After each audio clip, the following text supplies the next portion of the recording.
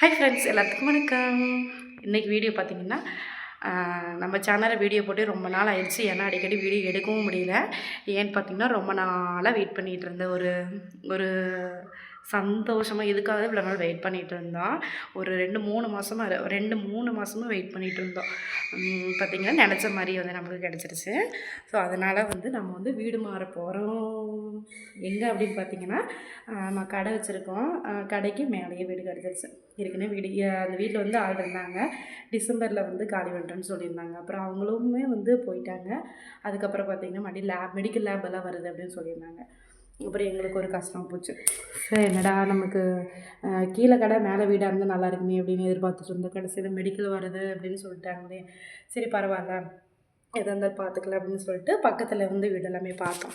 அது கிராமம் அப்படிங்கிறதுனால பார்த்திங்கன்னா வீடு ஒன்றுமே செட் ஆகலை. அப்புறம் பார்த்திங்கன்னா எல்லாமே வந்து பார்க்குற வீடு எல்லாமே வந்து கொஞ்சம் கடைக்கு தூரமாக இருக்கிற மாதிரியே தான் இருக்குது. அப்புறம் பசங்களை ஸ்கூலெல்லாம் கொண்டு விட்டு கூட்டிகிட்டு வர்றதுக்கும் நம்ம கடை பார்க்குறதுக்கும் அதெல்லாம் பார்த்துட்டு சரி, நாங்கள் ஒரு வீடு பார்த்துருந்தோம். அது வந்து 10ஆம் தேதி பால் காய்ச்சறதாக தான் இருந்துச்சு. கடைசியில் நியூ இயர் அன்னைக்கு எங்களுக்கு ஒரு சந்தோஷமாக இருந்தது. நிஜமாக அப்படி ஒரு நாள். கடைசியில் மெடிக்கல் வர்றதுக்கு வந்து அவங்களுக்கு வந்து லைசன்ஸ் கேன்சல் ஆயிடுச்சு. அதனால் நீங்கள் வரதா இருந்தால் வந்துக்கோங்க அப்படின்ட்டாங்க. அப்பாடா அப்படின்ட்டு நிஜமாக அவ்வளோ ஒரு சந்தோஷமாக இருந்துச்சு. ஏன்னா இதுக்காக வந்து 2-3 மாதமாக வெயிட் பண்ணிகிட்டு இருந்துச்சு. அது வீடு கிடச்சா நம்ம வீடு மேலே கடை வந்து கீழே அப்படின்னா நம்ம எனி டைம் வந்துக்கலாம் போய்க்கலாம் அப்படிங்கிற மாதிரி ஒரு இதில் தான் வந்து நினச்சிட்டே இருந்தோம். ஆசைப்பட்ட மாதிரி அதுவுமே கிடச்சிருச்சு. அதனால் சரி வந்து நேற்று வந்து எல்லாமே எடுத்துட்டோம். நேற்று வந்து 2 கட்டில், சோஃபா செட்டு, அப்புறம் வந்து அலமாரி, பீரோ இதெல்லாமே வந்து முன்னாடி கொண்டு போயிட்டாங்க. அப்புறம் இன்றைக்கி காலையில் பார்த்திங்கன்னா ஸ்கூல் பசங்களெல்லாம் தாட்டி விட்டுட்டு அப்புறம் சரி நம்ம கொஞ்சம் எல்லாம் ஒதுக்கி வச்சிடலாம் அப்படின்னு சொல்லிட்டு இதெல்லாமே வந்து ஸ்டோர் ரூமில் இருந்ததெல்லாமே எடுத்து வச்சுருக்கிறேன்.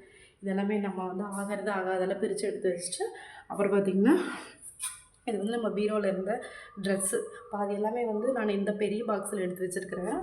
அப்புறம் பார்த்திங்கன்னா மீதி வந்து நல்ல ட்ரெஸ் எல்லாமே அதில் எடுத்து வச்சுருக்குறேன். இது வந்து பசங்களுக்கு வந்து 2-3 நாள் போட்டுக்கிறதுக்கு நம்ம எல்லாமே நம்ம வண்டி நம்ம எந்த எதில் இருக்குன்னே தெரியாது. போய் எல்லாத்தையும் பறிச்சிட்ருக்கிற மாதிரி இருக்கும். அதனால் துணி வந்து அவங்களுக்குன்னு போட்டுக்கிறதுக்கு தனியாக வந்து தம்பி பாப்பா வந்து எடுத்து வச்சுருக்கிறேன். பார்த்திங்கன்னா இவ்வளோ துணி நீ மடித்து நீ இந்த பாக்ஸில் வைக்கணும். இன்னொரு பாக்ஸ் இருக்குது. அப்புறம் பார்த்திங்கன்னா கிச்சன் இனி நான் தொடவே இல்லை. ஏன்னா காலையில் இந்த துணியெல்லாம் பேக் பண்ணுறதுக்கு டைம் இருந்தது. அவங்கள ஸ்கூல் தாட்டி விட்டாச்சு. நீ அவங்கள போய் கூட்டிகிட்டு வந்துட்டு அது கூட இந்த ஹாலில் இருக்கிறதெல்லாமே வந்து நம்ம எடுத்து வைக்கணும். அவங்க வர்றதுக்குள்ளே வந்துட்டு அவங்கள சாப்பிட வச்சுட்டு டியூஷன் கொண்டு விட்டுட்டு வந்துட்டு அப்புறம் நைட் எதாவது சாப்பாடு பண்ணிவிட்டு அப்புறம் மீதி எல்லாமே நம்ம நைட்டு வந்து நம்ம அங்கே தான் போகிறோம். நம்ம வந்து கடைக்கு தான் போகிறோம்.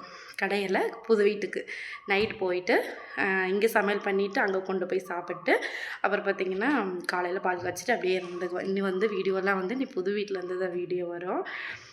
இந்த வீடியோ பார்த்திங்க அப்படின்னா இது எல்லாமே வந்து நீ எடுத்து வைக்கணும். நீ எடுத்து வச்சுட்டு அப்புறம் பார்க்கலாம். பாய்.